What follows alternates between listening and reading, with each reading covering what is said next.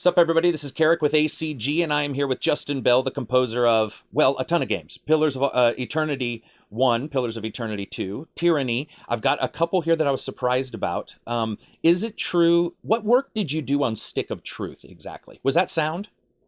It was so I was the audio director on Stick of Truth, and so a lot of that was just managing the sound team, Gotcha. the VO.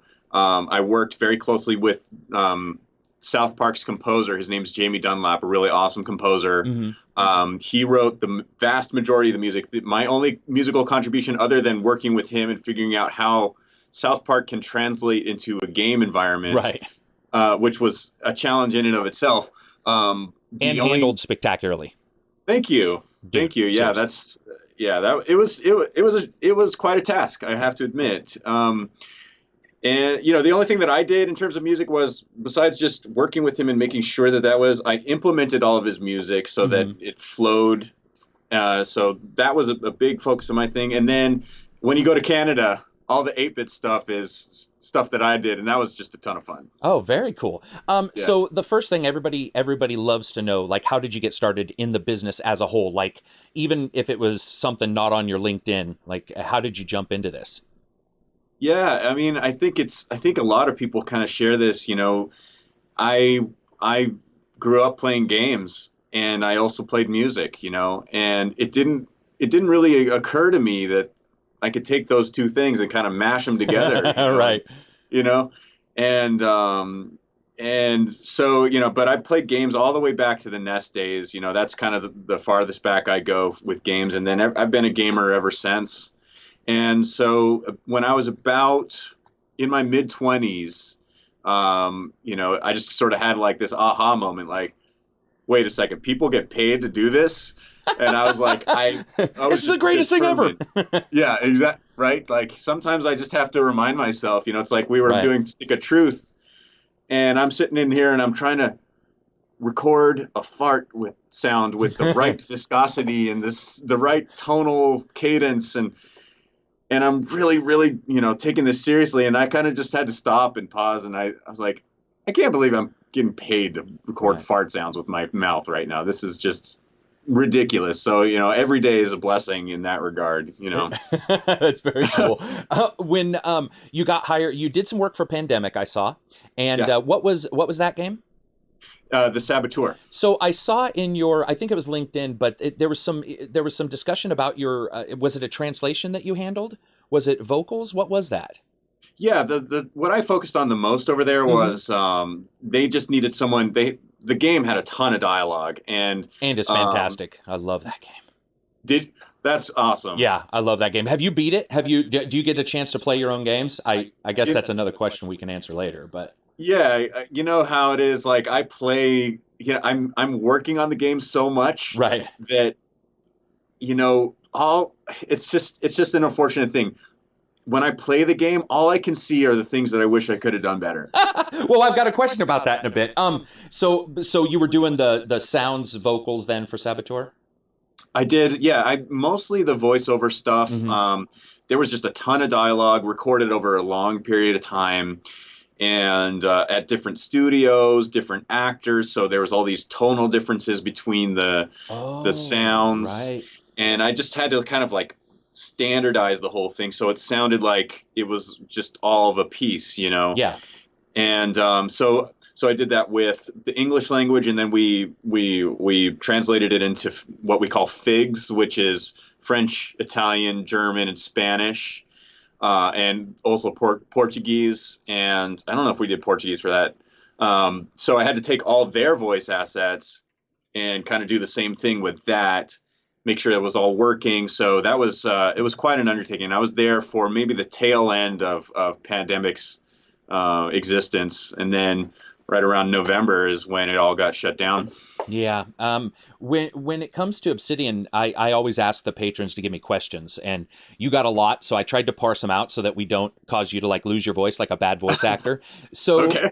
One of the questions though that I did want to ask is, especially because people are very interested in this industry. What was like the interview process for, like, let's say you can give an example of any of these companies, or not even the interview process, but like, well, yeah, the hiring process, interview process. What was it like for any of these companies that you've worked for? So I've got an interesting story about Obsidian. I mean, I'll definitely give you that. So the night before, I came down with food poisoning. Before the And Obsidian one? yeah, That's yeah. I'm sorry. That's funny, but that's horrible. No. I mean, it. I have to look back and laugh because it's like I can't believe. I mean, so it was. I was preparing all week. I was like, really, really excited about this interview. And then, around 9 o'clock the night before, interview was around 10 o'clock in the morning the next day. I started feeling like my heart rate was raised, and then Right. all the symptoms of food poisoning. Oh man. And it just dawned on me, like at around 1 o'clock in the morning, I was like, I can't believe this, but I am like full on in the midst of food poisoning right now. And Oh. so I dragged myself out of the house. I was nauseous. It was horrible. And I took myself to the ER, and I was like, I have an interview and I'm dehydrated and things are Fix really me, bad right now. people. Yes. So I was basically like on a gurney, I guess, Mhm. for like, until like 9 o'clock in the morning with an IV in my arm, passed out in an ER in Los Angeles. And That's great, man. and then like I went home, took a shower, got dressed, and like made my way to the interview. And I just had to suck it up, and just pretend like everything was fine. Did you, when you went in, were you like, people, if I look like death, there's a reason, or were you just pretend? Or did you just pretend you were fine? I pretended. I just put on my best poker face Exactly. and acted like everything was great. Exactly. And inside, I was like, "Oh my If god, you I guys can't." smell hospital on me, there's a Yeah, reason, but we'll discuss it later. When it comes to the hiring process for like an Obsidian, did you do a demo? How did you go about that? yeah. So the audio director at the time, Scott Lawler, he's over at Blizzard right now. Yeah, He's right. actually worked on Overwatch. Hmm. Amazing job. Anyway, sorry, I have to just say that Oh no, because feel free. Yeah, definitely. So he, I got in touch with him through a job fair. Hmm. So once pandemic shut down, EA wanted to do right by all the people that were affected by that. So they set up all these job fairs, and they invited um, recruiters from other companies, and Right. just for the people affected by the studio closure. And the HR guy, Jim Rivers, he was there, and I just kind of gave him my resume, and I didn't really think too much of it. I was just very hopeful, but I wasn't really sure that anything would come of it. And I got a call back, and they asked me if I wanted to come in for an in-person interview. So the first step was I came. Yeah. So they called me over, and we had lunch, and that was the first part of the process, was just like, hey, can we even just get along with you as a human being? Exactly. Socially. You know? Yeah, and that's really important, Very because much. the games are hard. Anything that you do, the team, the people that you work with, you need to be able to, hopefully be able to work with them. Right. And so there was that first step. And then so then yeah, afterwards, after I guess I passed that, they sent over a test, and it was oddly enough, it was a sound replacement. So they sent me video footage of Diablo 3 Gotcha. without the audio, and they told me, we want you to replace the sound, basically pretend like you are doing the sound for everything that you see in the game, and do it like that. So that included like footsteps, Hmm. Foley, UI sounds, ambient sounds, emitters. Those are things like torches or things that Right. are sort of like pinpoint position on the screen, abilities, creature sounds, the whole nine yard, everything except for music. And so, basically, usually what they do is they give you a test, and then they give you a certain amount of time to complete the test, Hmm. which is kind of part of the test in a way. It's Of like, so course. what can you do What's in your this work time? ethic like? And yeah, Yes. right. And, are you able to do it on a deadline? Hmm. Those kinds of, you get some information from that as well. So I did the test. I sent that in. They evaluated, and I guess they liked the test. And then they brought me in for a more formal interview where they bring in, so it's like you sit in a conference room, you talk to other members of the team, producers, Mm-hmm. some of the owners of the company. Chris Parker, one of the owners of Obsidian, was at my interview. Um, Members of other projects, so project leaders from other projects would sit in and one pick your brain about stuff, and and then afterward it was like about a week or so. Like I think the whole process took maybe a month. Uh-huh. Sometimes it takes longer. Some companies are a little bit slower. They've got more levels to Yeah. sort of process Yeah. information through. And that's kind of how it went for Obsidian. And I think that's fairly consistent from company to company. Yeah, it's Um, funny. I just interviewed Alexa. He does the Dead Rising 4 soundtrack, and okay. it's funny. And the reason why I didn't say his last name is because I apologize, people. His last name is incredibly difficult for me to apologize, and I don't have it written down. Okay. I just did an interview with him, which I'll post soon, and he said the exact same thing you did. His job interview was basically taking Mass Effect 1 and the trailer and redoing the entire trailer in whatever way he wanted, and and then giving it to the company, and the company was like, okay, we like this, and this is sort of how you do it. That does appear, this replacement kind of job test does seem to appear a lot, and I think that's a really intelligent way of doing it, because it also shows if you can capture the theme, capture the presence of all the characters, what exactly you're trying to do, and offer a good, I mean, that's a lot of different stuff you can do. And with sounds, do you find, now that you're doing composing and you've done the sound design, do you find that when it comes to, like, if I said, hey, I'm going to challenge you to do 2 trailers that have already been released, Overwatch, let's say, or something, would you find sound or music more difficult, do you think, if I said to do one of those? I think I'm lucky because I've had a lot of exposure to On doing both. both, right. Yeah, definitely my focus has been more on music lately. Mm-hmm. But I look forward to any opportunity that I can go back to doing sounds, because they sort of, both disciplines sort of cross feed into one For another, sure, right. and a lot of the techniques that I've been applying with music. So for me personally, I do a lot of personal study. So I'm constantly on forums, industry forums, music forums, sound forums, Right. reading articles, watching videos, just listening to sort of the best people in the world talk about what they do, and trying to tease out little pointers. And I've done a lot of that, and I've been able to sort of get a little more tricks in my bag and apply that to the way that I do music, because a lot of times I also have to mix my music. That's not also very common. Usually Gotcha. it's also very common for folks to write the music and then hand it off. Mm-hmm.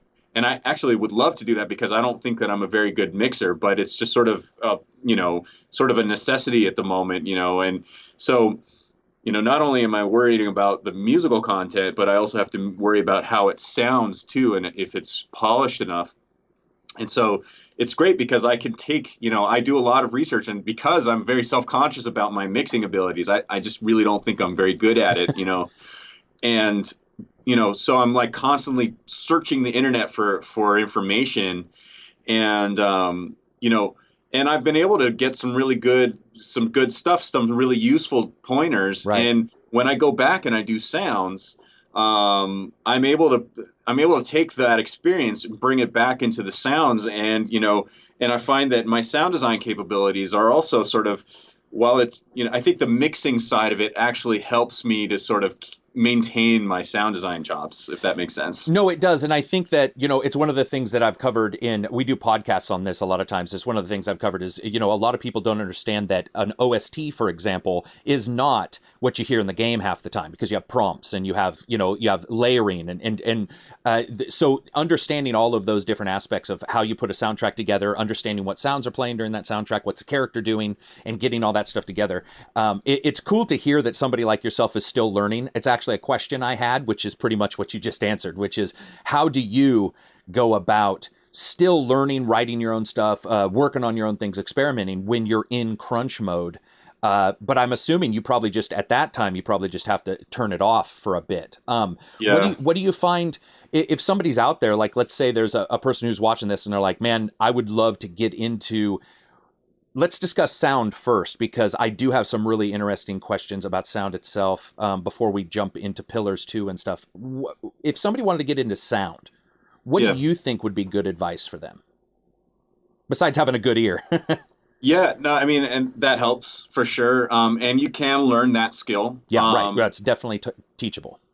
Yeah, I think, you know, there's two camps, I think, that about, you know, going to the whole like inner talent. There's certainly people that have a natural talent for things, Hmm. but I also believe that if you truly want something and you question your inner talent, Hmm.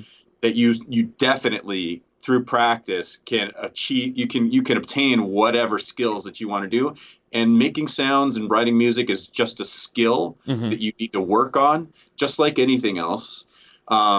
And so, you know, if anyone is sort of on the fence on whether they feel like they can do it, you know, if I could do it, you know, I mean, anyone. I don't know what comparison that I'm trying to make there, but anyone can do it. I think that's the point. Is that if this is something that resonates with you and you really can't imagine yourself doing anything else, you should just go full in and make it happen. So there's a lot of determination. I think that that's the first thing. Sure. You need that determination. You know, you need to be hungry. You need to accept no other alternative for your life. You need to be pretty stubborn with yourself. Right. And sometimes that comes at great sacrifice, personal sacrifice, doing what you Time, love. family. Yeah. Time, family, time especially.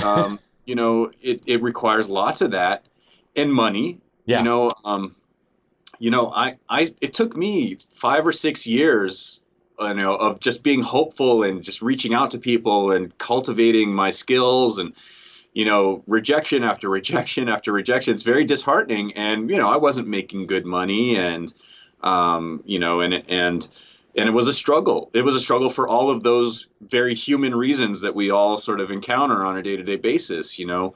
Are there any forums or any particular classes or anything that you like that you've seen and you've been like, you know what, I would love to suggest this to somebody?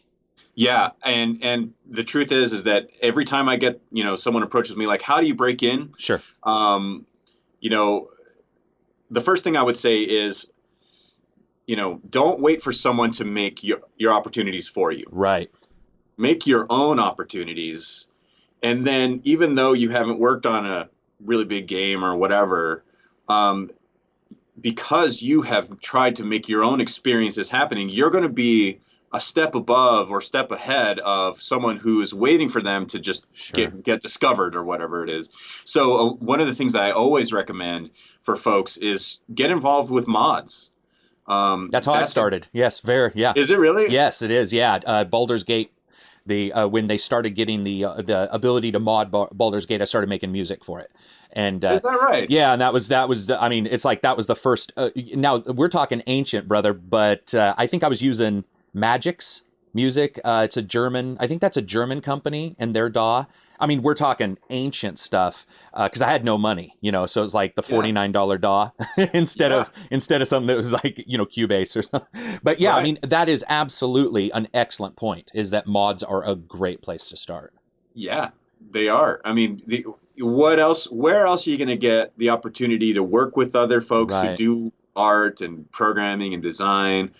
You know, the tricky bit with mods is, you know, is finding a project where everyone is committed to seeing it through. But you know what? For me, it's like a numbers game. Just keep Throwing doing it out there, you right? know? Yeah, just keep doing it. Keep getting involved with projects. See if there's a mobile developer who, you know, right. Good you know, idea. Yeah. you know, there's a lot of folks out there who are, when they think of sound, they're like, I'll just search for some sound effects online and, you know, use those. And then you come along and you say, hey, you Yeah. know, I'd be willing to help you out, you know.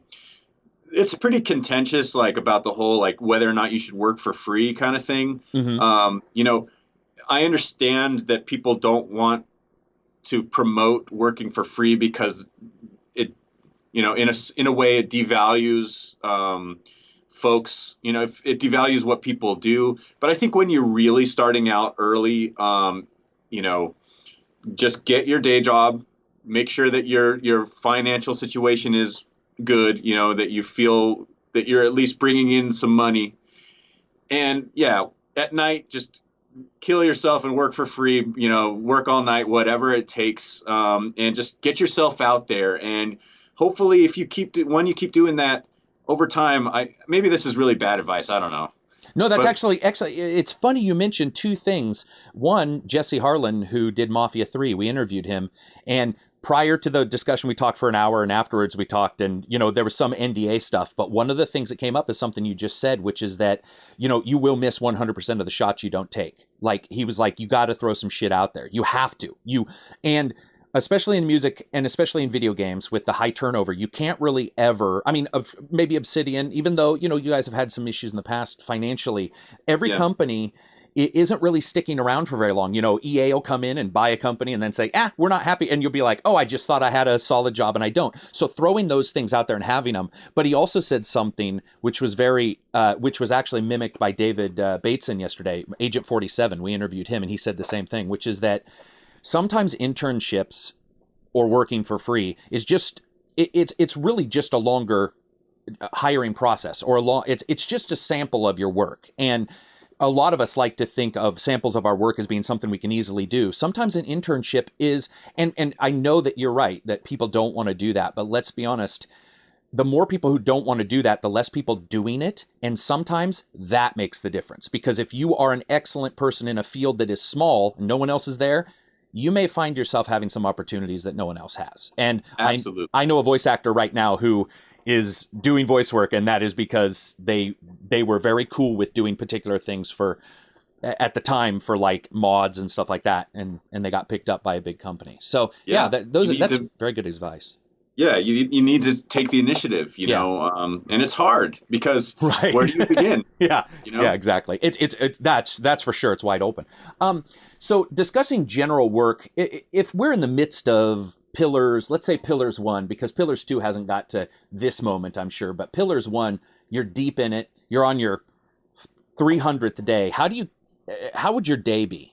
Like, what would your day be? 300th day. So it's a pretty busy time. Yeah.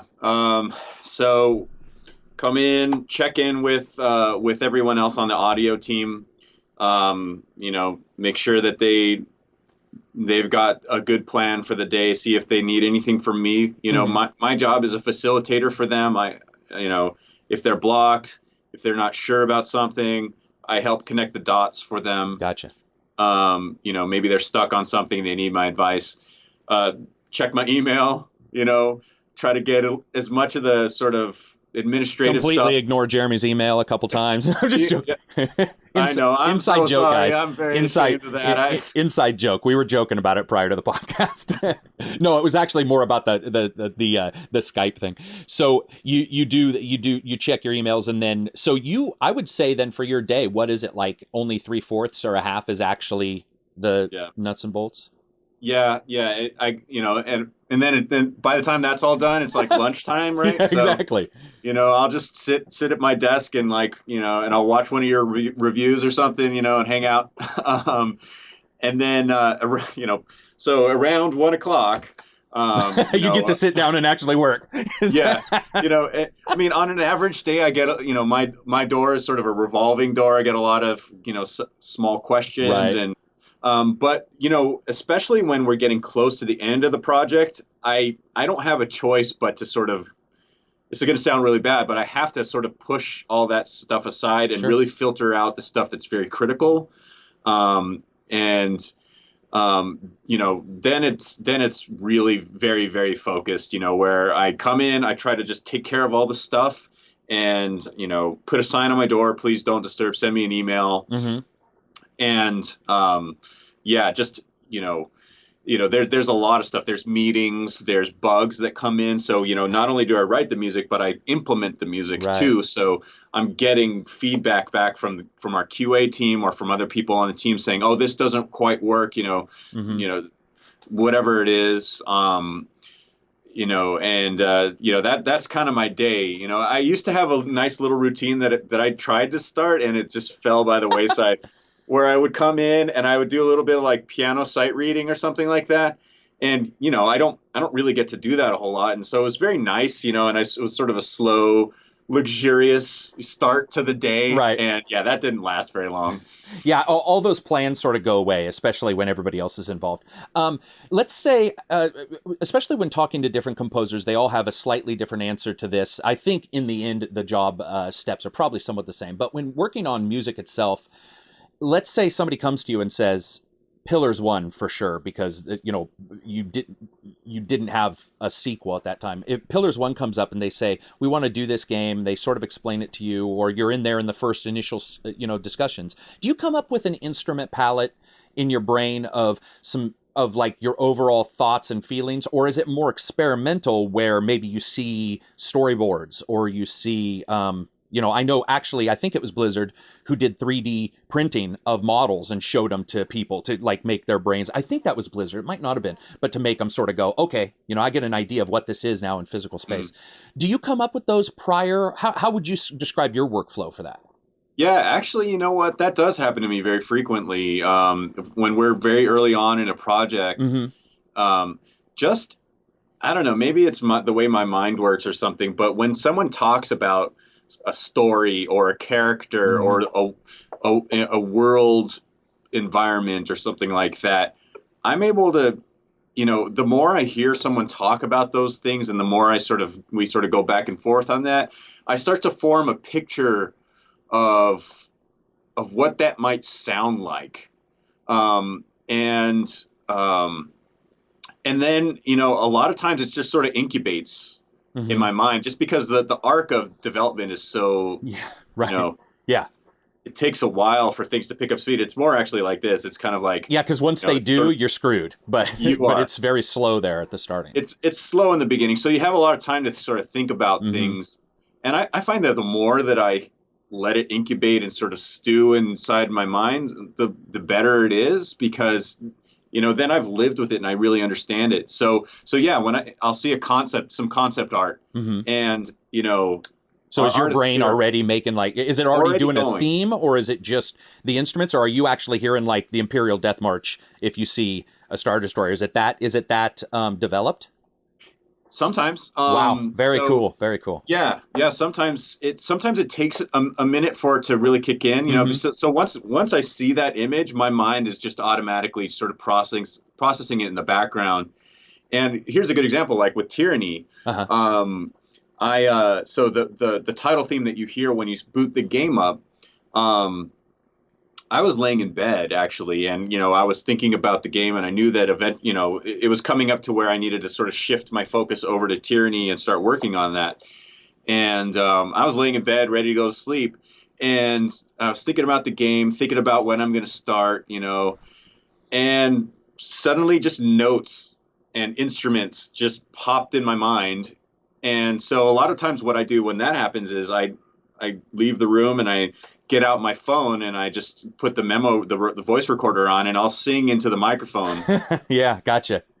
And so what I did was I did that, and I put it up on Google Cloud or wherever, and then 3 months later, time to write the theme for Tyranny, I brought that in, and I kid you not, what I sang and what I described, my past self described to future myself, is pretty close to what you actually hear in the game. Okay, well, I was going to separate Tyranny from some of the other discussion, but I have to ask you something. Tyranny's main theme, I had a long discussion on a podcast about that main theme for one particular reason. And this is probably me thinking too much into it, by the way. Okay. If you take the picture of Tyranny, if you take the box art with the dudes on the left and your little character on the right, am I going crazy? I swear to God, if you listen to the music while you're looking at that picture, some of those instruments represent the dudes on the left. And then there's a solo violin that starts. I even took a note. There's a solo violin. This is by far, by the way, the main theme is literally one of my favorite songs of all time. I'm getting a little bit of shiver right now. Okay. So I wrote this and I said, the main theme, well, I said it's insane. Horns and violins battling out. And that was true. At the starting, there's horns, violins. It's like this epic, like, who can be cooler? But then, and so my brain was like, oh, weird. If I listen to this left to right and I look at the picture left to right, right about where I expected. I looked at the little character, and all of a sudden you have a violin that starts, and it's not a solo violin. There's still an accompaniment. There's still some stuff in the background. Was that on purpose, or was that, I mean, is that completely like, no, that's not at all what I was thinking? Or were you at least putting those characters in that main theme? I love your interpretation of that. I think that that's so awesome, man. But no. Okay, well, let me rephrase that. Not as specifically as you said. Okay, gotcha. But pretty close, actually. Gotcha. So the way that I approach music, maybe this is going to sound really cheesy, but it's art, man. all right, fair enough. So what I always try to do is imagine, so Tyranny is the story of the Fate Binder and Kairos, right, and the Archons and the Tears, and this war, and very, very substantive narrative, right? And I try to take a step back from that, and I try to think, okay, so there's all these main players, and they're doing their things, and the world is being shaped around their actions, right? But let's pretend for a moment that, that I am a father, and I have a family that I'm trying to protect, mm-hmm, and I have little children that I'm trying to raise and trying to, have hopes and dreams for. And I'm just a person in this world, right? And so, and what I try to do is try to hit it from that angle, where it's like, what is it like to live in this world where Kairos has taken over everything, and the Fate Binder is going against him, and there's all these edicts going on? Yeah, it's a rebellious child. Funny you mentioned family, because you are a rebellious child in that game. Right. Huh. Yeah. That's very cool. Yeah, so that theme is awesome. Music represents is sorry, I didn't mean to cut you off. No, go for it. Okay, so for me the music does represent. So it's like these thrusting chords, like boom. Right. Yeah. Yeah, it's awesome. Right. And you can think of that as like these two sides sort of clashing together, right? And it's not like it's this complex melody, right? It's just this big chord followed by another big chord. Yeah, it's insane. I love it. And they're both sort of like, they're like me, and then the other one's like, no, me, you know what I mean? And they're both vying for your attention. Yeah. And so that represents sort of these monolithic sort of like, armies, and this huge concept of Kairos, and then the melody is that humanity, right? Yeah. It's like, okay, there's these opposing sides, but there's people that are involved here. It's not just about Kairos and those who oppose him, you know.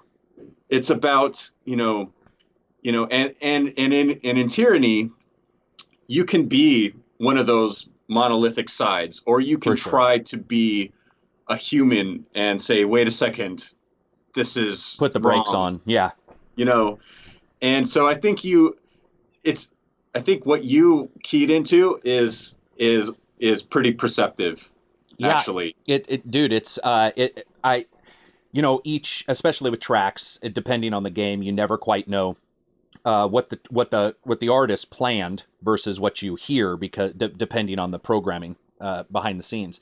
And I admit, when I opened up the theme, opened up the main screen, I didn't sit on that for very long, right? I mean, that's not usual. And I've always felt a little bit almost angry that that's how menu music is usually treated.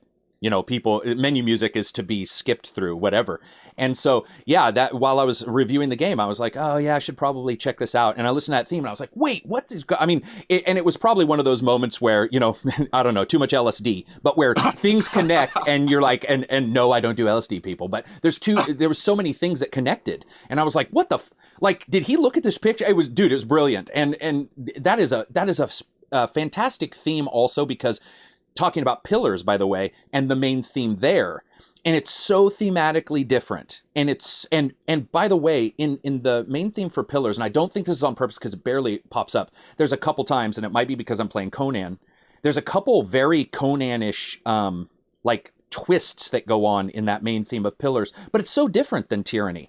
When it comes to those, do you take you obviously take the psychology in to make the game. So with Tyranny, you knew it was these, I guess you could call them bad guys, and so that created that idea.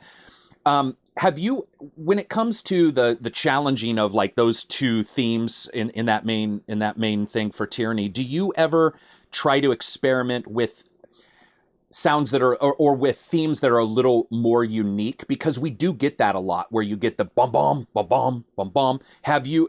Is there a track that you're particularly like really happy about on Tyranny or on Pillars that you were like, this is different? This is not what I think people might have expected for this time.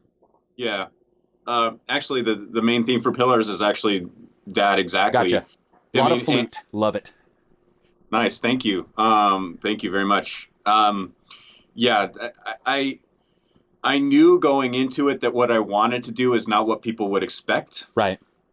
Because if you remember back to the main screen for Baldur's Gate or those games, they're very bombastic. They are, yes, yeah. And what dun dun dun dun dun dun, dun right? And what we were doing visually and in terms of the story for Pillars, it departed from Baldur's Gate in a lot of ways. Baldur's Gate is sort of a palette of browns and grays. That's the way that I remember it, at least. It's very natural colored, I think. Yeah. That's not to say that the whole game is like that, but when you boot up the game and you see that skull with and it's all brown, and you're right on those colors. Yeah, it is.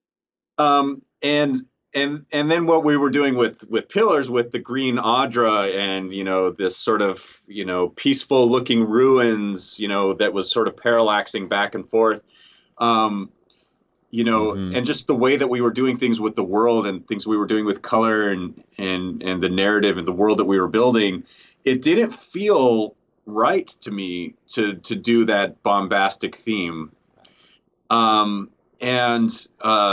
I was worried about it, actually. There was, I think a lot of folks' initial reaction was, hey, that's not what I remember the IE game sounding like. Oh, and really? There was a lot of reaction like that. It was just kind of like, hey, I would expect the main theme to sort of kind of hit you like the moment you boot up the thing. We're right into the thick of it. I gotcha. You get the point of the music, and the Pillars theme is sort of a slow build, right? And there's this arc, and you sort of need to consider it as one thing, one full piece, right? Yeah, instead of just like, here's the little soundbite, that you're always going to remember. Not to say that that's a bad approach. I'm just saying that that's not the way that the Pillars theme works. It's very surreal too. There's later in Pillars, there's a couple crystalline, very crystal clear sounds that I really like. But in that original theme, especially the flute, I don't know, that theme is just really good. And I do like that you can come away, like, let's say you bought the package and you got your Pillars and you got your Tyranny as one in one. It would be so great because when you do boot them both up, there's Tyranny, man. You're like, dude, I know what this game, I got it. And there's a surrealness to Pillars as a game, even what's going on, and it is different. And so that, I think that nails it. I think the main theme for both of those games are some of the best themes. Do you find main themes more difficult? Or do you find them easier, actually, than, let's say, battle theme number one kind of thing? They're difficult, for sure. Yeah. It's the thing, it's probably...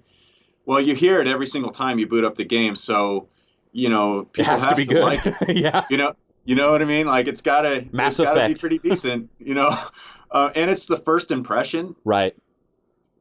And so it's got a lot of visibility in that way, and it can really be a turnoff for some folks. I know that there's some folks who just really don't like the Pillars theme or the Tyranny theme, sure. And that's fair because music is a very it's a very subjective thing. People have their own tastes, but yeah, it's hard. There's a lot of pressure. You're basically, I don't know, maybe I'm overstepping my bounds here, but the way that I look at that music is that is the musical representation of the entire game. No, it is. Yeah, I don't think that's Dead Rising. We were yesterday when I was doing the interview. He had the same issue you did. He wrote a song called "Coldest Day of the Year," and he wanted to inspire Bjork in the singing, but have it be this evil Christmas carol. And he discussed how worried he was, somewhat like you said, where it's like some people wouldn't like it.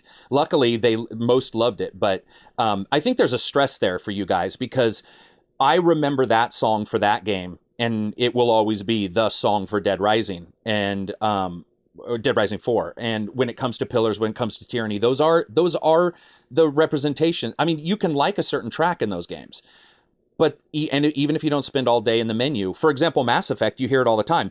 Mass Effect 1, when Jack Wall, I think, did Mass Effect 1, the synth at the beginning is just like, I mean, it's just this crunchy 1970 Flash Gordon kind of thing. And you're like, whoa, what? This is like nothing I've heard before. And that moment is what you'll remember from that point on, except the menu music was pretty good.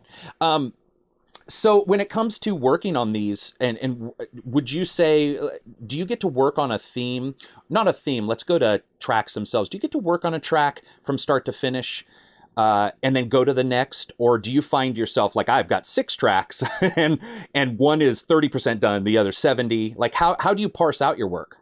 That happens sometimes. I like to just sort of be done, and just kind of Right, move on. right. Sometimes I can't. Like sometimes I'll just get stuck, and it's like, I'm kind of beating my head against something that I'm not really that happy with. And combat music is like that for me, especially. It's tricky because it can be really annoying to listen to if done improperly. And I'm still learning with that for sure. But if I'm not feeling it, it's better to just move on, leave it aside, come back to it and wrap it up later. There was a lot of music on Pillars, like dungeon music and stuff like that. That was I did something very rough, and then I kind of tossed it in the game, and it was very clearly not finished, and whenever you'd play the game, you'd be like, this is really nice. And then you go to the dungeon, it's like, this is, let's not go in the dungeon anymore. Maybe turn down the volume a little bit, Right. Put some negative space in there, like for 5 minutes. We don't need music here. Exactly. This is poignant, man. You don't need music right now. Just let it go on its own. That's actually a very good point. How long do you have? Because I don't want to hold you over. Oh no, you're good. It's fine. Okay, so when you're working on stuff and you first come up with an idea, you've already said you use your cell phone, which it's funny how technology, like everybody I talk to now, except Austin Wintory had said he had this huge folder. And he's like, dude, I have this pen and paper. He's very analog. When an idea pops up, do you find yourself sitting down at the computer? Let's say you're at work, or are you an analog person as well? Are you writing it out? How does the initial thing begin? Let's say if you don't have your cell phone, how would you go about that? I would have to do paper. Luckily, my cell phone has always been kind of at hand. So you use it like paper? I do use it because the thing is that usually when an idea comes and strikes me, it's at the worst opportunity possible. Right. Family dinner. Sorry. Yeah. Oh, sorry. Hold on one second. I'm driving and I got to pull over and sing into the thing. Can't text and drive. Yeah. That's kind of the part of the problem is that I just don't. I have to capture that lightning in a bottle. And right. Usually it's crazy. I don't know how it works out this way, but ideas either come sort of half-baked or they come like fully realized, and I know what instruments to use, what kind of textures I want, like everything. Gotcha. And, the voice thing is good because I can talk about how I want it to sound, I can sing the melodies that I'm hearing, I can sing the counterpoint that I'm hearing, so and capture that inspiration right then is what you're saying, like that instant inspiration. Yeah. Yeah. And there's like 2 ways that I work. So it'll either be that way where I luck out and it sort of just pops in my mind, or I have to sit down at the keyboard and sort of grind it out, Right. I do a lot of improvisation where I just hit record and I'm just trying to, think about what this music is for, what purpose it serves, what the environment is like, what Sure. the context is, and I'll just noodle, and record myself for hours, and pan for gold after that. Yeah. Hopefully there's something in it that's Yeah, pretty good. exactly. Man, I hope that 8 hours was worth something. Yeah, yeah, definitely. And usually it's not like verbatim what, like there'll just be something in there and I'll hear a it, little snippet of it that you a like. little snippet, yeah, and then you just develop that. That's very cool. Yeah, I like the idea though that sometimes afterwards you're like, man, I hope that was worth it because that was a long time, especially when you have so few hours sometimes to work. Yep. People had asked me to discuss, and I don't know how much you can, about New Vegas. Okay, yeah, I'm happy to. Yeah. What did you do on New Vegas itself? Sound design. Sound design, all of it? No. There was four of us actually working on the project. Two full-time sound designers, me, another guy named Andrew Deering. He's working at Amazon Game Studios now. Oh, cool. And then Scott Lawler, who was the audio director of the project. Right. And he's over at Blizzard now. And Mikey Dowling, who's now our PR guy, he helped out with a lot of the VO wrangling. And now he's the PR guy? PR guy. Oh, that's crazy. Yeah. That's very cool. Yeah. When you were doing New Vegas, which is, even though it's it's a different viewpoint and everything, did you find, like, was that refreshing for you was it very difficult? Like, just describe like what it's like in a day, let's say, for sound design for New Vegas. Were you guys, for example, getting fresh sounds that were original, or were you guys using like internal studio sounds? How exactly do you get sound work into New Vegas? Yeah. I mean, I think the first thing was like, we were just tickled pink that we were working on a Fallout game. Right, yeah. Celebrate. Yeah. I mean, I've been playing Bethesda games for a very long time, and anytime they release anything, I'll play the heck out of it, right. And I just love that stuff. And so that was just an incredible honor, I think, for everyone on the team. And we took that very seriously. We wanted to be able to live up to what we saw was this very, sort of big expectation. And so, for us, in terms of like what sounds we used, there was a lot of new material. A lot of it was custom recorded. We go out into the desert, or sure. Andrew and this is funny. So in Freetown, it's Freetown. You mean Megaton? No, not Megaton. The Freetown. Sorry, New Vegas. Yeah, I don't remember the name of that. I don't. Yeah, so I'm sorry. It's been a very long time since I've worked. Oh, no, that's totally fine. Totally fine. The sort of urban city outside the walls of Vegas. I think it's Freetown. I need to know now. I'm sorry. Yeah, now it's a professional thing. You're like, yeah, it is. Like, damn it, I worked on it. I need to know the name of the town. Fallout New Vegas. Free City? Locations. Freeside. Gotcha. You were close. Very close. Freeside. So what they did, what Scott and Andrew did, is they went to a bar in some beach town close to Irvine, which is where the Obsidian office is, and they just waited until last call.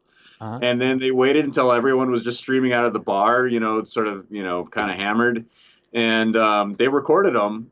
And so what they were doing, they were recording the sounds of the people just being sort of, clumsy and belligerent, yeah. And it was like bouncing off of the walls, and you got this natural echo of these people talking.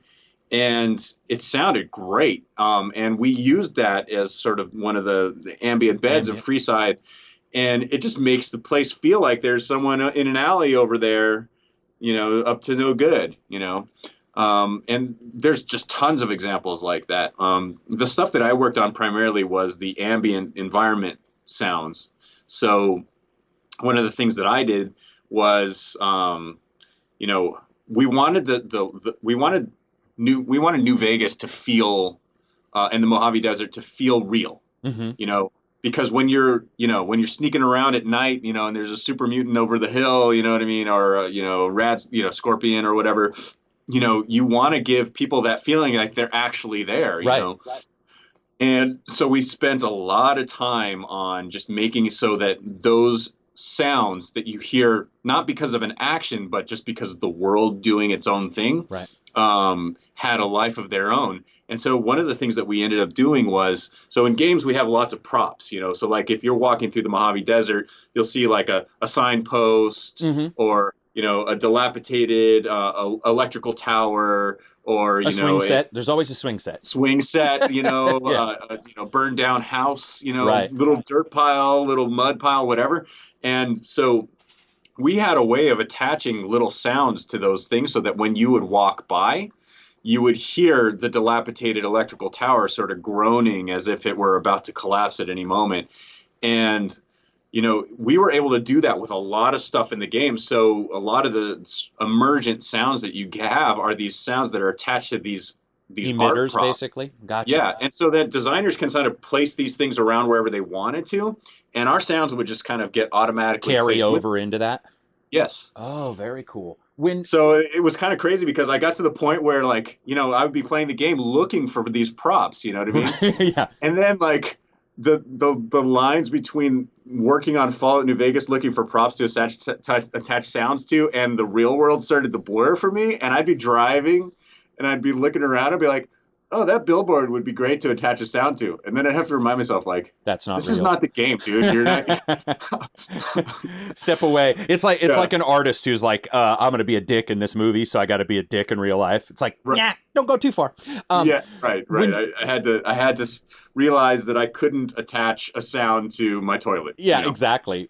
When it comes to ambient, which is something that I mention in every game, because to me, more so, I know this sounds weird, but music sometimes, especially in some games, depending on how it plays, is really important. But ambient sounds, and that I think in reviews I usually just say whether it solidifies the environment or whether it sort of grounds you in it. There's this undercurrent that needs to always be there in like a city, let's say. Yeah. So when you find yourself doing that, one of the things, this is going to sound very nitpicky on my part, but one of the things that bothers me, for example, is there'll be a game that'll have like dogs barking in the background. Same 4 dog sounds, 45 times looped. And there's no dogs you ever see in the game. When you're doing, like, let's say New Vegas, were you guys very, aside from the emitters, by the way, because that's just awesome, but aside from those and just the static stuff you guys were recording, did you guys try to make sure at least somewhat that things matched? Because have you ever walked into a game world and you're like, it sounds really busy? There's 4 fucking NPCs here. That's it. Yeah. Like, but it sounds like there's 40. It's tricky because you want it to be busy too, right? Yeah. And I think that, so there's these, not sure if you've heard these terms before, but diegetic and non-diegetic. Mm-hmm. Yeah.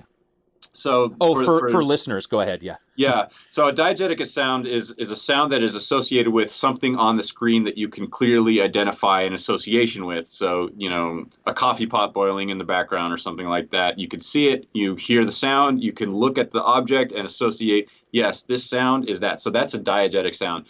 And then there's non-diegetic sounds where, maybe there's a clock ticking, but you never see the clock. Right. Yeah. But it's ticking, and so that's a sound associated with something that you don't necessarily see. And with video games, it's tricky because if you don't put that dog bark, or in the case of Fallout New Vegas and Freeside, where you'll hear glass bottles shattering in the back and people sort of like you'll hear people sound like they're getting mugged, you know what I mean? And you'll never be able to find those people, right. which albeit is a little frustrating, because if you're like, oh, someone's screaming, and then you head off in that direction, there's no one there. Yeah. But if we didn't do that, the world feels sort of static, mm-hmm. and like it's not real. And the thing is if you go outside and you sort of just close your eyes for a moment and you just listen, there's a lot of sounds that are non-diegetic. Yeah, for sure. Yeah, right. So, and so to use your example of the 4, a big town and it's got 4 NPCs, yeah. but it's supposed to be a big town, right? Right. like New Vegas yet again. You finally get to Las Vegas, right? You get to the heart of where the casinos are. Yeah. And for memory purposes, because we were running on consoles at the time, Right. um, we simply couldn't populate it with the amount of NPCs that we felt would bring that to life. Yeah. And so, you know, what do you do? Because there's this expectation, especially in New Vegas. You finally get to New Vegas. There's the casinos. You know, your people's vision of New Vegas is this bustling sort of, you Right. know, urban environment, and there's only a couple NPCs standing around. So, you know, you kind of have to sell it in other ways, and audio is Is really one of those is a ways. good place to do that. Yeah. Yeah, that makes sense. Speaking of some difficulties that occur in games, that pretty much that's how you and I met was because I had seemed to have an issue it was tyranny, right? Yeah. Yeah. When it comes to problems in games, when it comes to issues, one of the things that I notice, and this might be a money thing, I would assume it probably is, but in particular, Alekine's Gun did this, where you could actually hear the tonal references for where they were in the world where they were recording it. You could hear that they were at a desk, Mm-hmm. you know, because of course they probably don't have the money for a sound studio, smaller title, like that makes sense. Mm-hmm. How difficult is it for you when you're recording real life stuff to go, oh shit, we can't have it sound like we're in the desert, we're recording stuff, but we don't want this one thing. Like software wise, I know some of that is work. Do you find yourself like pouring over and cleaning up like an incredible amount of of that kind of thing? Absolutely. Yeah. You want it to sound like it fits in what you're seeing. Mm-hmm. And there's, you know, sometimes it's unavoidable, but you always try to make sure that the weight of the thing that's happening is appropriate, that the space that it's in feels like it's what you're seeing. You don't want there to be a disconnect to tear you out of the experience. So Yeah. yeah, definitely. We do spend a lot of time, and there's a lot of time where I'll record something and the sound itself might be really great, but Mm-hmm. there's maybe too much noise room, you know, like sorry, Yeah, room noise room or noise, right? echo or anything, and you know, you sort of have to move on and just get something else and try it again, you know. Yeah, because a lot of times when I'm discussing this in reviews or in the comments sections, I'll bring up something in a game where like things just rang a little false. And once you start looking at it, I mean, obviously it makes sense that a lot of it's just time, obviously, you know, because I mean, you know, having to clean out a sound. And you just spoke about Pandemic, I think, where you said that you had multiple different people and you had to make them, you sort of had to get the differences down a little bit so they sounded like that envelope of where they all sort of sounded like they were the same. So it makes sense. It's just, yeah, you sometimes you notice that, and it's one of those things that I had wanted to always ask somebody, like, how long does it take, you know? Oh, speaking of that, we do get the question, what software do you use, especially for cleanup? Are you just using normal run of the mill software? Do you guys have something internal? We use software. It's by a company called Steinberg. They're most famous for their music software Right. called Cubase. They have a sort of post-production angled version of Cubase called Nuendo, Mm-hmm. which is actually very, very, very pricey compared to most other DAWs. Mm-hmm. But it has most of the capabilities of Cubase, and you can actually expand it so that it has all the capabilities of Cubase and the post-production stuff of Nuendo. Oh, gotcha. And we'll go through and we'll bring up a sound and we'll listen to it and we'll edit out all the stuff, you know, like birds, for example. Birds are a perfect example. So, you know, so a lot of times you'll record birds and you'll hear sort of the air in the Right. background, and then through the air, the bird chirp will pierce through. And one way that you could do it is to just chop out all the air sounds and preserve the chirps, Mm-hmm. and keep their rhythm so that it sounds natural. And if you do some fading and you edit it properly, it could sound like it's a lot cleaner. So we'll do it in our DAW. For the Pillars 2 crowdfunding video, you know, we recorded a lot of dialogue and there was a lot of room noise. We did it like in our common. We have this big common area here at Obsidian. And people were sort of going about their business while we were recording the interviews. Mm-hmm. And there was a lot of like background noises. Sometimes someone would close a door. There was sort of a hum of the air conditioner, and Right. Yeah. and I went through all that and I cleaned it all out and I made sure that it was nice and pristine and you didn't really hear all those artifacts. When you're doing something like that, now some people would consider that the part of the job they hated, right? Especially Yeah. like an artist who. Do you actually enjoy that though? Because I know some people I've talked to are like, strangely enough, in a weird way, I sort of like doing that because the chaff goes away for a while. Do you find Yeah, yourself I liking do. that? I do. Yeah, it's like another problem to solve, and I Uh-huh. like solving problems.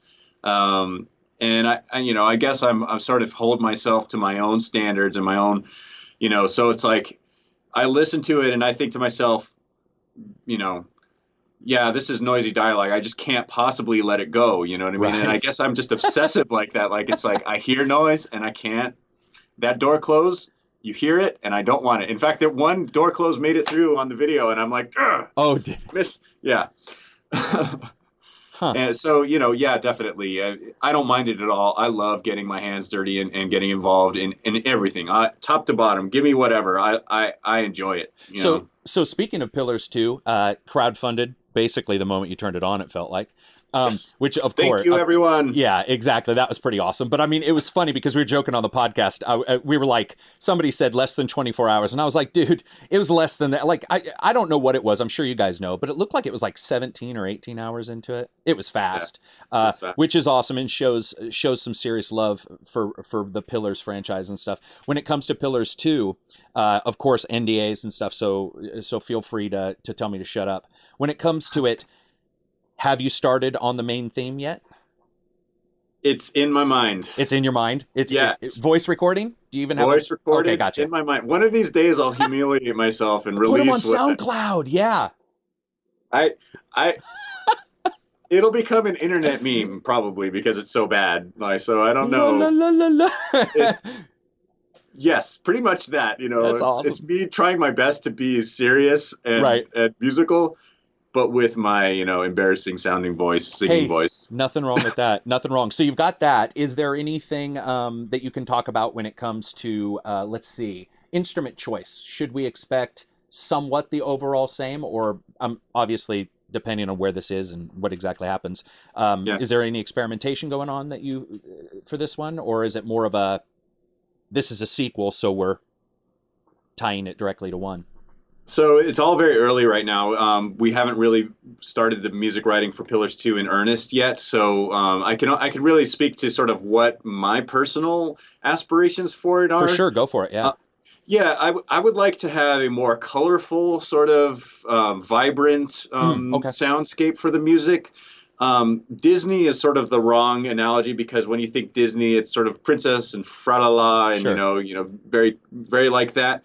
But if you sort of disassociate the music of Disney film Mm-hmm. from the visuals, there are these very lush and colorful and beautiful orchestral textures that they use a lot Right. that are very evocative, but also very simple and also very very very nice to listen to. And so don't take that too literally. I'm not saying we're going to do a Disney soundtrack for Pillars. It's more the way that they approach the use of instruments. Sure. So, for example, in a Disney film, you'd hear, an oboe very clearly by itself, Right. doing a melody with something very beautiful behind it. And so what I have inside of me for what I would like to tease out of the music next time is to have more varied orchestral colors, more range in terms of where things sit. In Pillars 1, a lot of it was sort of block chords, Yeah. homogeneous, There's some somberness to it. somber. I want there to be sort of a lightness to it, some color not Disney in the way that you would think, but more just sort of in terms of the way that they use orchestral color. Right. Well, no, I mean that makes sense too, especially because while Pillars One was somber as hell, Yes. number two, the fact that you're having a sequel is already a happy moment. But the idea of Yes. having more variation, I think, when that hits really, when that becomes really useful, is when somebody like yourself is told a character's going to die or something. So you have to write a different kind of piece for that, and then because you have that more colorful bit, that more somber moment is even more poignant because Yeah. it's that dramatic difference of going, oh shit, this is not the theme song, this is not this is like a character dying, like this matters. So Yeah. Yeah, because you can't have contrast unless you have exactly. contrast, right? I know that's sort of circular in terms of reasoning, but you can't have something soft unless something's loud. You know what Right. I mean? You need Right. to have that difference, and I think kind of keying off that for Pillars 2, one of the things that we're experimenting with now is making the music more dynamic. In Pillars 1, the music was, in terms of the way that we implemented, was very static. You go to an area, it triggers the song. Right. You get into combat, it goes back to you're out of combat, it goes back to the original song. Very sort of one to one. I do a thing, I hear a thing. With Pillars 2, we're going to experiment with, having the music sort of remain the same piece of music, but just shift depending on the context of what you're doing. So maybe you're sneaking around, and then the music sort of kind of gets a little bit more tense, and because you've sort of raised the stakes, Right. and then you get out of stealth, and it sort of lifts, the veil lifts sort of slowly and transparently, and then it's back to your normal thing, and then you talk to somebody, and it's the same background music that's playing, but maybe it's a little more full, so that sounds more cinematic. Those are the things we're sort of looking into now. So when you're doing Pillars One and Tyranny, was Tyranny only fading from track to track, or did it have some prompts?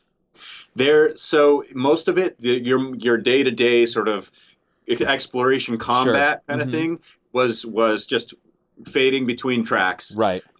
In both Pillars and Tyranny, there was a lot of for special moments, narrative moments. We called it scripted music, where I would go in and I would Oh, okay. take a bunch of different segments of music and Mm-hmm. try to stitch them together. It was a little hard to do because the engine that we were using wasn't really designed to do that. We didn't really have a system in place that made that easy to do. So it ended up being very prohibitive and time consuming, and bug prone. It was just really kind of rough to work with. I So, think I mean, that's one you'll of the note, things I noticed, wasn't it? I can't yeah. remember in the review. Yeah, there was a couple little issues there. Yeah, it's like, you'll transition out of something, and then the wrong music will play again, and Right, it was really hard for me to iron out all those for edge sure. cases. You know, Using the tools that I have. I'm not trying to make excuses. It's, I did my best, but it is hard. But for contrasting that with Pillars 2, we have a much more robust system that manages how music functions, and you could still get into trouble, but Yeah. but you have the tools to avoid that. So, when it comes, and are we thinking then in Pillars 2, you are hoping, we'll say hope in front of all this because it is so early. Are Yes. you hoping more along the lines of, so for example, for Dead Rising 4, there's different layers depending on your health in the exosuit. So if it's red, it's got a different tonal layer. It sort of changes up. BPMs don't change that much, but, an instrument's added. Does this new system in Pillars 2 have the ability to do, like, okay, violins are fading in because this character you're walking up to, that's in their main theme? Is this new? Yes. Oh, very cool. Is Yes. this also innuendo, or is this your own internal? This is so yeah, we're so I author innuendo. I'll write the music in innuendo, and then Mm-hmm. I export it out. We Right now we're using an audio middleware called Wise. Oh, It's okay. made by, yeah, I'm sure you've heard that word Very good. around. Yeah, Yeah, it's just an audio middleware tool, and it has a lot of interactive music tools, and we want to take full advantage of for all those sure. tools. So that's some of the stuff that we're experimenting with at the moment. And we do want to be a little bit stronger with our thematic work. We've have some ideas. We haven't quite implemented any of that stuff. But one of the things that you'll hear, so in Pillars 1, there were themes, like Theos had a theme. Exactly, right. You know, Aora had its theme, and I brought those back, you know, in certain moments, and also Wide Wind's Legacy, the sort of ailment that was happening to all the, well, spoiler alert, I guess.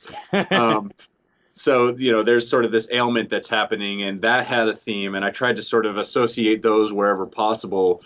But in Pillars 2, regardless of what we do, there will be stronger thematic work where Gotcha. characters have themes, and you'll be able to associate that.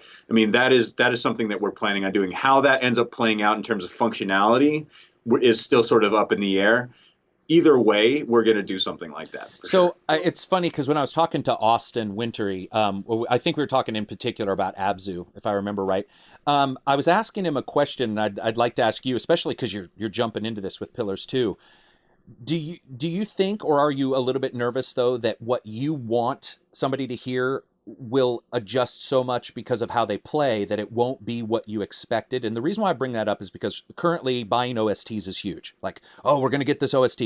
Well, talking to Austin, talking to Jesse, they're like, dude, the OST is not the game. Like, that's not what you're going to hear in the game. I mean, it's not. It's sort of my arrangement at the end to say, here's overall what the OST is. Are you a little nervous about this more dynamic, like they won't, I want to deliver this, but they may not hear it because Karak may not kill the guy or may not walk to this one area?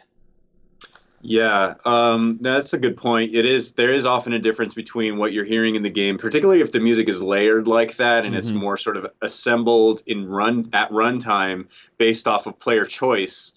You know, it could be different for everyone. And I think, and so you sort of have to do sort of a greatest hits after the fact. Yeah, yeah, exactly. For Pillars, I think that's part of the beauty of an Obsidian game, I guess, is the way to put it, because for us, player choice and player agency and reacting to those choices is something that we want, and we want to provide paramount. As much, as much variety as possible. So you may play through the game and never hear some of the music I've ever written. Yeah. And you know what? But what's cool about that is your experience was different than everyone else's, and your experience is unique. It's not the experience someone else had. And that's kind of neat, Yeah, I always find it impressive that composers, for the most part, well, sound design and composers are very cool with that, because I know a lot of other artists would be like, I made this, damn it. This, like a lot of people don't want to paint and have it interactive, right? Like, they're like, no, I just painted this, damn it. You need to look at what I painted. And so the idea of you painting with sound and saying, you know what, like your job is basically to make sure it sounds good regardless of what they're doing, and everything mends together. And the player is just interacting with that. If you had to, and this is putting you on the spot when it comes to other games. If I said, what is a soundtrack? What's one of the best soundtracks? Not the best, but what's one of the best soundtracks you can remember from a video game? My favorite soundtrack of all time is Morrowind. Are you joking? No. Okay, that's crazy. That's my favorite soundtrack of all time. Is it really? Oh, dude. Sayadine, I probably pronounced in the first place wrong, but Morrowind, exploratory music, every single location is fantastic. I love it. It's so good. It's just too good. Like, yeah, and when they brought that back for Skyrim, it was like, oh my God, yes, this is perfect. Like, I could listen to that all the time, man. There's something about it. There's a power, there's a brooding power that is not dark necessarily, and it's just there's sort of this is going to sound super cheeseball, and I apologize, but there's like a mysticism to it. You know what I mean? Especially if you played through the game and you have those memories. Yeah, well, there's there's some mysticism going on, especially with, Vivek and all that stuff. What's your favorite? Do you remember a favorite place or song that you really liked from that? Oh, man. The main theme always gets me, man. It does, doesn't it? So good. Who wrote that, by the way? Oh man, who wrote the? I'll have to go look that up. But it's funny you mention it because we were just discussing like favorite, and I had at one time chosen Mass Effect because I just admit like it was unique and just oh. But I recently replayed Morrowind less than like 3 weeks ago on an Xbox original, and yeah, Nice. and I turned it on and I was like, oh shit, it's that moment where you turn it on, you're like, oh, time and history have separated Oh the yeah. greatness from this, not me. Like it hasn't stopped being great. It's just that No, my removal from it in years I'd forgotten, and then I turned it on. I was like, holy shit, this is amazing. it Um, is. when Stops you in your tracks. it does, and I don't want to keep you too long. So, how much longer do you got? Whatever you want, man. I'm Okay. here to talk. So, when it comes to Pillars 2, you are in the early bits, and you're doing composing and sound design, or you're just doing composing? Mostly composing and directing the team. The sound designers that we have here, we've got three sound designers. We've got Zachary Simon. He's been here for a few years. He worked on Stick of Truth and Pillars and Tyranny, and our other game, Armored Warfare. And actually, pretty much the cool thing about Obsidian is sort of a resume buster for sound designers because you just work on everything. So we've got another guy, Adam Laywald. He's been here for a few years. We just hired an intern, Bobby Thayer. He interned for us on Stick of Truth a couple times too. Oh, So, cool. they're going to handle the majority of the sound design duties, but I work with them to make sure that we're trying new things, not limiting ourselves, making sure that we are, they're awesome sound designers. They're all very, all the sounds that you hear in Pillars One and Tyranny, that's all those guys. I just work with them to make sure that, work with them to inspire them, hopefully, and help them because there's a lot of work. There's a lot of work, sound that goes into Right. us, something like that.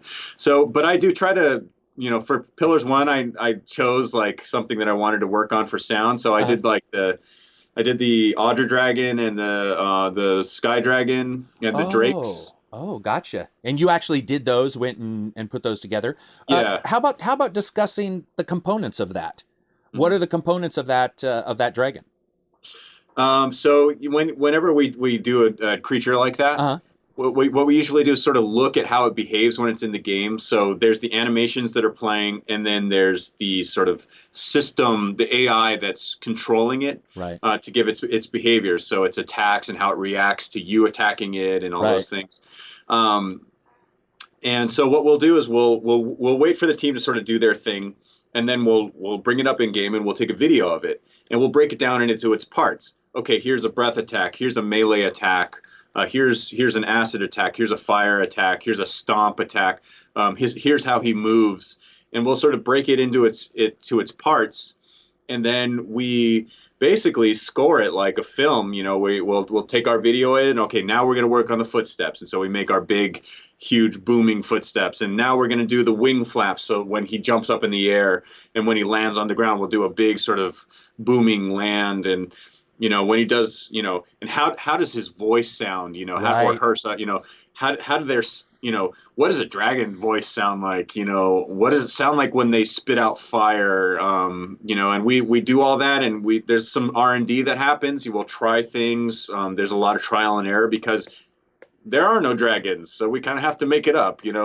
Um, and then over time we'll have all the components, the sort of the organs, I guess, of the thing, and then we go into our middleware and our game engine, and we sort of stitch them onto the skeleton Mm-hmm. of which is the animation, and we play those sounds on these animation timelines. So basically, when you're looking at a dragon walking through, it's all of these animation clips that are sort of blending together, Gotcha. so we'll sort of tack on. I guess yeah, I guess that's the right word. We'll tack on our sounds onto that animation, and and then we'll sort of step back and listen to how all of the components are working with one another, and then we'll do sort of a second pass where it didn't, it sounded great in Uh-huh. Nuendo, but when we got it in the game, it was kind of not so great. So we'll sort of massage it, and then that's the end result. So when you're like, let's say a dragon's walking forward, this is something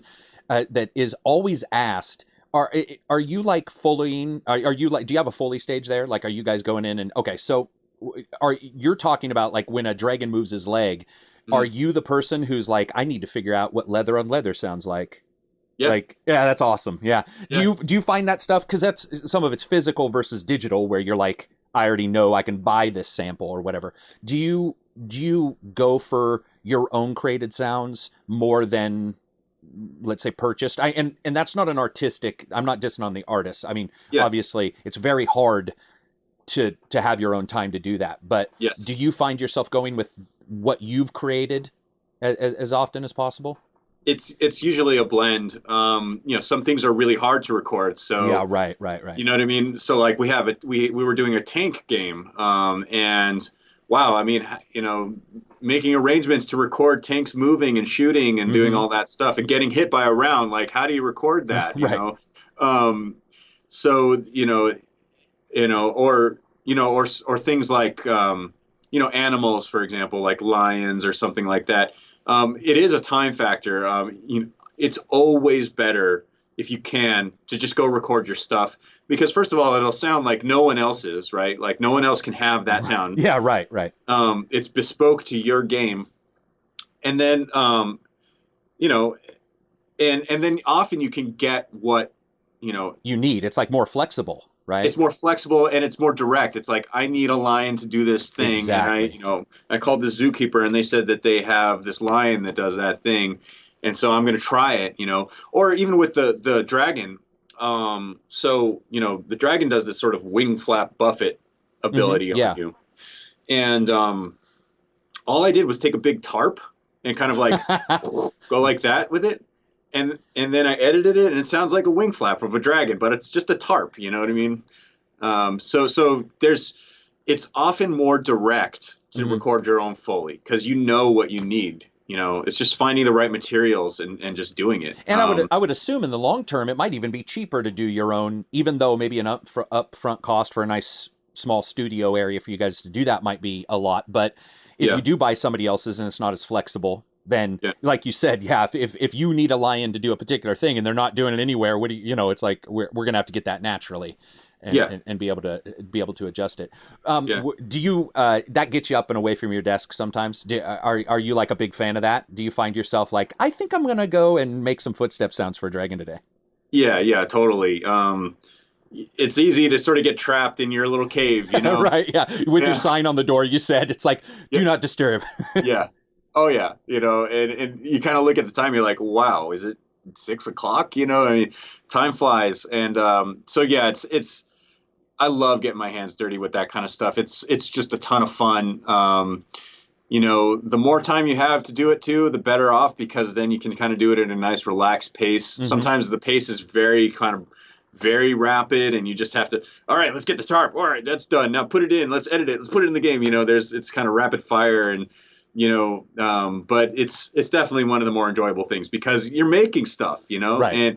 and there's that pride, like anytime I don't know if you do any handiwork or anything like that around the house, you kind of build a thing and then Yeah. you kind of look back at it and then you go to the other room and then you kind of walk back slowly and you look at it again, because you made that thing and so it just makes you feel good to know Yeah. that. Yeah. Prior to that was an empty space, and Mhm. now my terrible chair no one can sit in is there.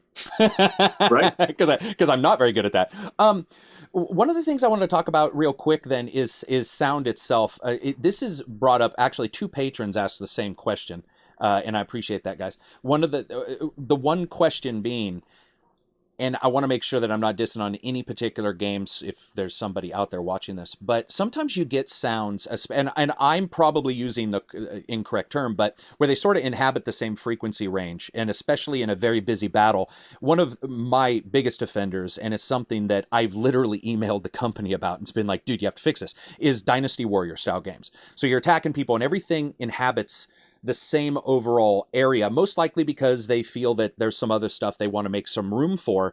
And you get this very numbing attack sound, like shing, shing, shing. And you're like, dude, not everything sounds like that. Like, where's the variation? Where's that? Do you find of course, working is a little different in the style of games you do, but I guess you did in New Vegas. Do you find that difficult? And do you ever notice that as well? Or is it just me being completely nitpicky? Oh, no, no, no. That is major for most sound designers, I would have to say. You know, there was an interview with some of the folks from Bungie, and they were talking about Destiny and the sounds for Destiny. They had a video doc for that, and one of the sound designers there said, it's our responsibility to make sure that the player is comfortable when they listen to our game, because you can actually physically hurt. You can, yeah. With a sound, right. You can damage someone's ears if the frequencies are, hit you just right. Yeah.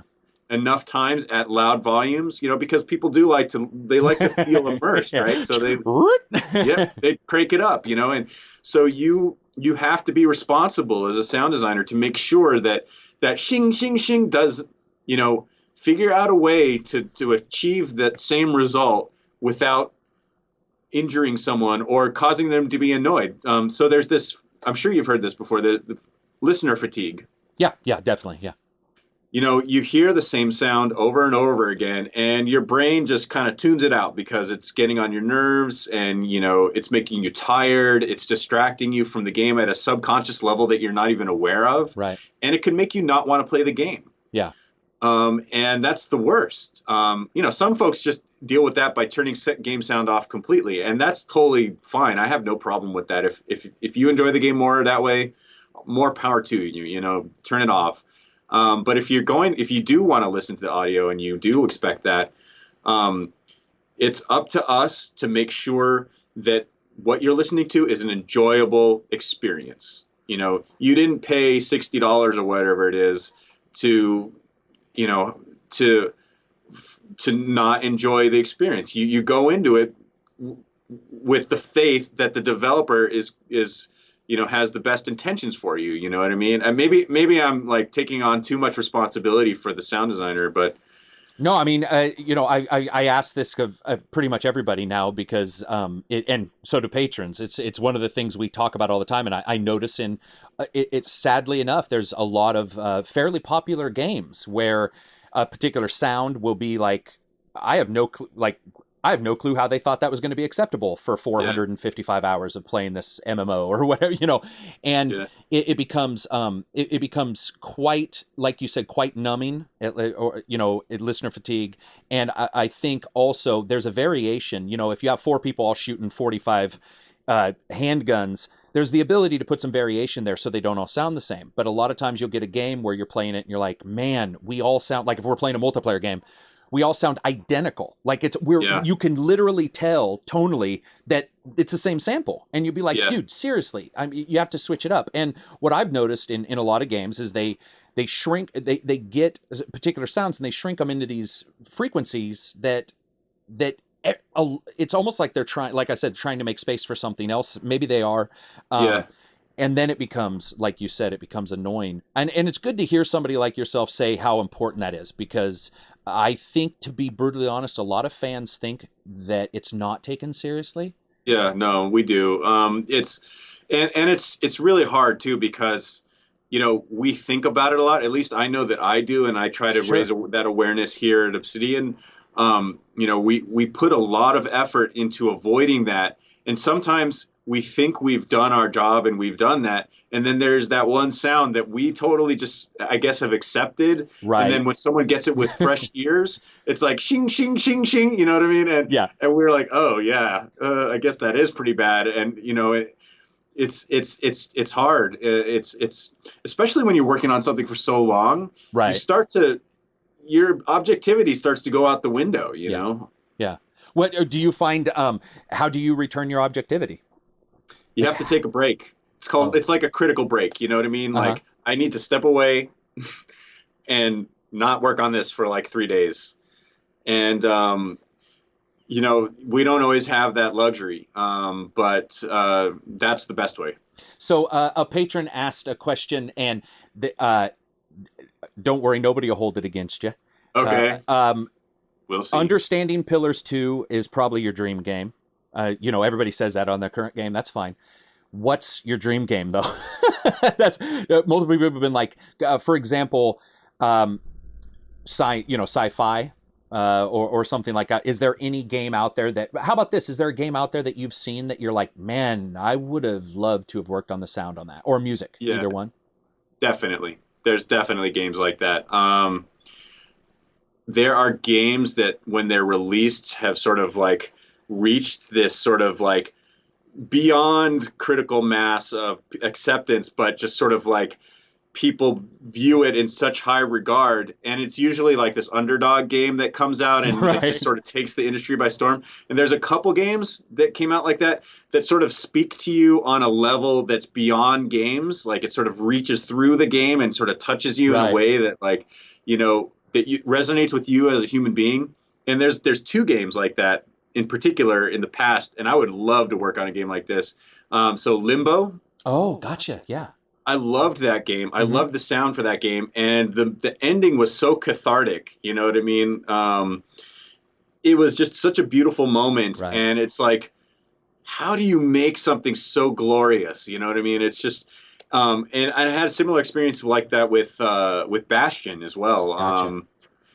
Particularly at the very end of the game where they're singing that song and you're sort of circling your way to the Yep. very end. I mean, that was just so poignant. And I came away, I would love to work on a game like that where you have, you know, it's about the total experience. Now, I don't want to say that we don't try to do that here at Obsidian because Of we course. do. Mhm. It's just a different kind of game. This is a more intimate experience. So I'd love to work on a game like that where the objective is to sort of speak directly with and go hand in hand with the player and guide them on an experience. And it is more of a solo Bastion, one character, versus multiple people in a party that are switching out. So it's for sure it's different for you.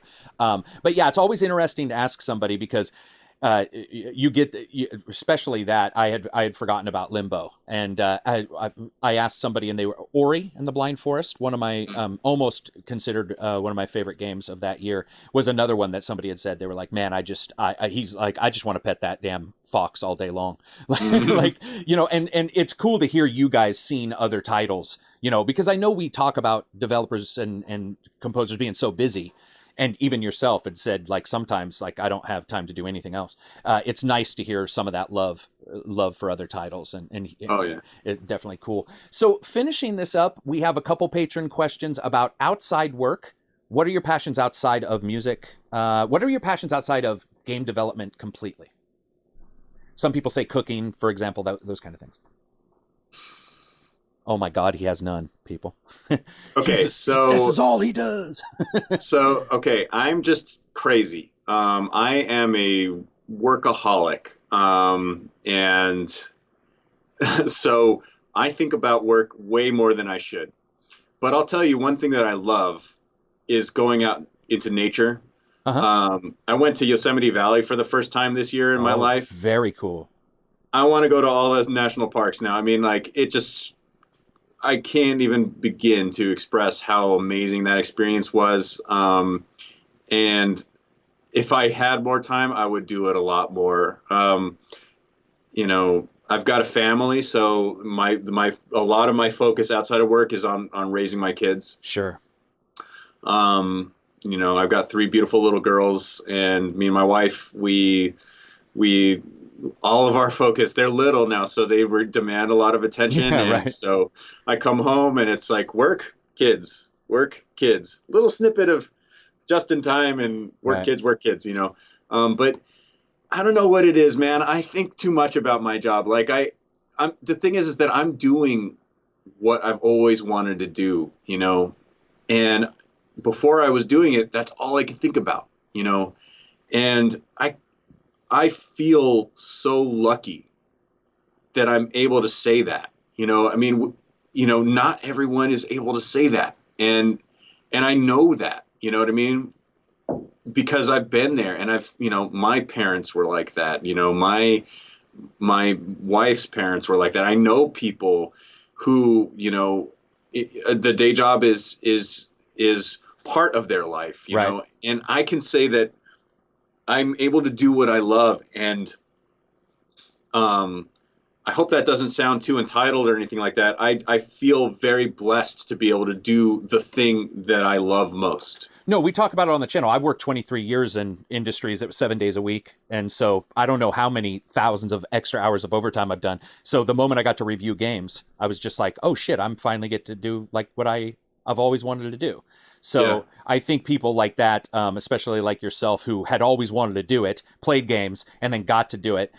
Keeping that fresh perspective is always very cool. And it is rare. I know some people, you know, after a while, maybe they move on to other things. But no, it's very cool hearing somebody still very passionate about it. And another question is, what are some misconceptions you see regarding sound or music in the general public, forums, reviewers like Karak, that you wouldn't wish to continue? So basically, what do we say that's wrong? Good questions. Okay, I will tread very carefully here because I don't want to give the impression that I think that anyone is deliberately trying to do something. Oh, gotcha. Because I can guarantee that that's not the case. One of the things that I really appreciate about your reviews is that how thoughtful you are, and you commented on every part of the soundscape, and you separated them out into components, and you didn't just say the soundtrack is like this.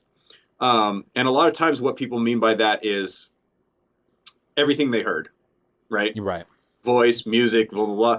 They all kind of lump it together and they sort of assign some sort of grade to it. And, you know, to me, it's, you know, I know that audio is not the focus of the game, but your reviews are very insightful because you say the abilities sounded this way, and when you walk it sounds this way, and when you listen to the birds it sounds this way, and the music is like this and it shifts in this way, and the characters act this way, and I liked this one and this one I didn't like, and you're articulate about that. And for me, I would love to see more reviewers take time to step away from the game and think about not only do they like the sound? Do they like the music? Is there something in particular that you heard that you thought was really cool, that really worked, and that you always wanted to go back and listen to, like, or that you looked forward to? Mm-hmm. You know, break it out more, be more granularity with your assessment. I know that that's not always practical, you know, especially, you know, when you have a lot of video games to review, it can be time consuming to get to that level. But I find that most folks focus on the immediate, I'm playing a thing, I'm doing a thing. Right. This is my experience of the thing. Yeah. So if I could encourage more reviewers to do what you do, which is to take a step back, really listen, you know what I mean? Just hold still. Don't even play. Just listen to what you're hearing around you. You know what I mean? Take it in, because we spend a lot of time poring over every little detail of what you hear. Yeah. And a lot of that just kind of goes, you know, and I guess that's sort of the objective, right? Like, we don't want you to notice like, that footstep sounds very deliberate. You know what I mean? We don't want you we want you to take it all in as one thing. But, you know, it is nice to hear when someone calls out this one little thing that you did and you're like, wow, they noticed, you know? Yeah. Yeah. So. Yeah. It's, that's a good question from that patron, because I do think, especially when it comes down to it, you guys, music is, and it's, by the way, sound, music, and voice is why I started reviewing. So, nice. Because as somebody who worked in that facility, I was just like, no one's covering it. I personally don't agree with you, and I think that anybody could cover it in a very small amount of time. I don't think it requires anything extra. In fact, what I think happens is people pare down too much. Because they don't know. That's one of the things, like when I talk, and I make mistakes all the time. Like, well, you and I had back and forth. It was like when you were, because I obviously in the review didn't explain well enough. So you had to email me and go, okay, I need to know this. So, by the way, if I may, we finally found what you heard. Oh, did you? The other day. Oh, whoa. Where was it? The part where I was saying, was it the glitches, or where I was saying where when I hit, sometimes I wouldn't hear a sound? That. Gotcha. And also you would hear like this distortion. You called out that you would hear like, we finally figured out what that was. And this was just like a couple of days ago. And I'm like, oh, was it just sounds on top of each other? Yeah. we're still looking into it. We're not sure, but there is Oh, there wow. is a glitch that can happen under very specific circumstances, and it sounds like distortion. Distortion. Gotcha. Very, Okay. very, very and I think you have to be in a very particular Spot game maybe. state. Oh, Yeah, game state. Okay, gotcha. like you need a special circumstance to get that to happen. So we're trying to reproduce that now. But when I heard you say that, I was like, oh wow, okay. It didn't bother me that you brought that up because that's totally valid. Like it was affecting your experience, and for me that was great. Yeah, I just I'm glad to hear like somebody like yourself still like paying attention to other reviews too, because one of the things that bothers me is a lot of times music is just it's bad. Like that's all you hear. Voices, oh, the voices are bad. And on a lot of reviews, that's all they cover. And that's one of the reasons why I do cover it, because I do feel that there's so much work. Like when I interviewed Agent 47, sorry, David Bateson, that's what I called him through half of that interview. But these guys put in, depending on the voice actor strike and stuff like that, you also hear about some pretty shitty work environments at times. And so Yeah. there's a lot of vocals, there's a lot of music, and unfortunately it's truncated down to a blurb.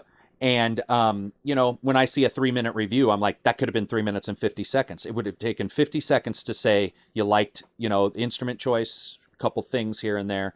And I think what that does is people don't realize you can't get better if you get no feedback.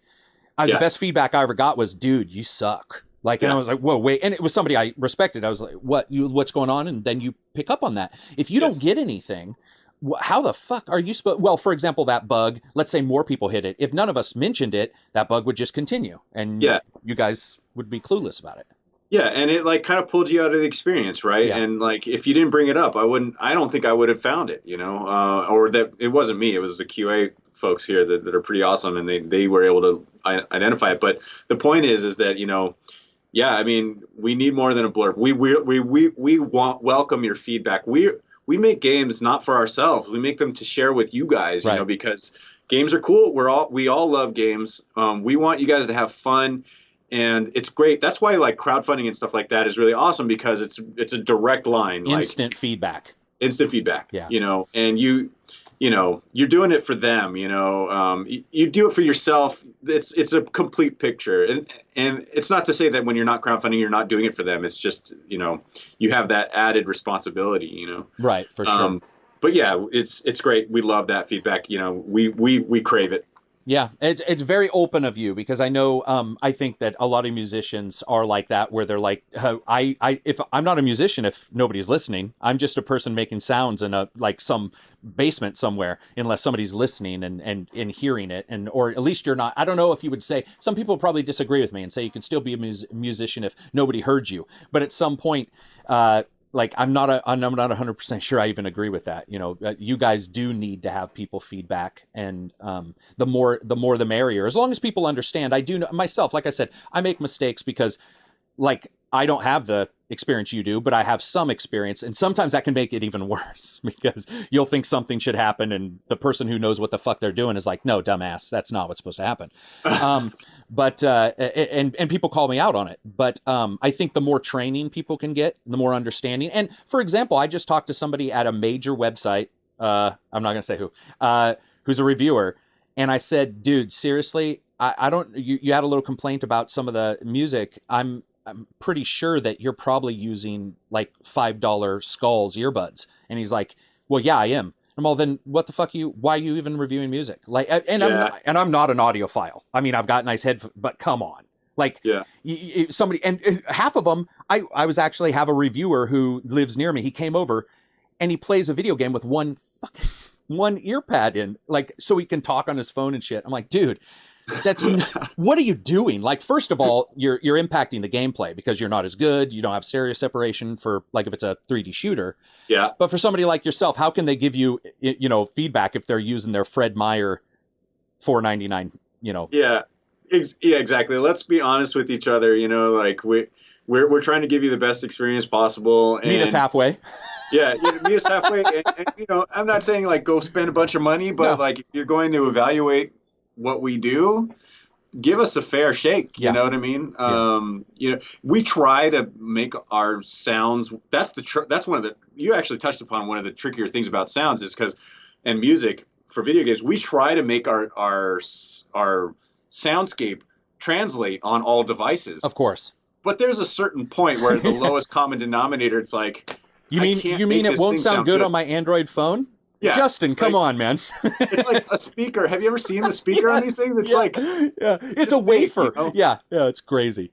It's but there are some magicians out there who are able to make stuff sound great on anything, and that's the holy grail right there, man. If you can do it. To them. Closing this up, do you have anything you want to get out news-wise for Pillars 2 or yourself?